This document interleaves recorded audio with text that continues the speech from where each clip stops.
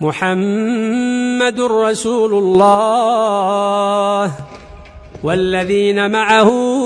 أشداء على الكفار رحماء بينهم تراهم ركعا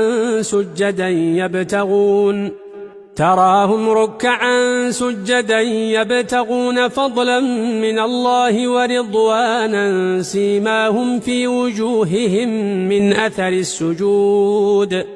ذلك مثلهم في التوراة ومثلهم في الإنجيل كزرع أخرج شطأه فآزره فاستغلظ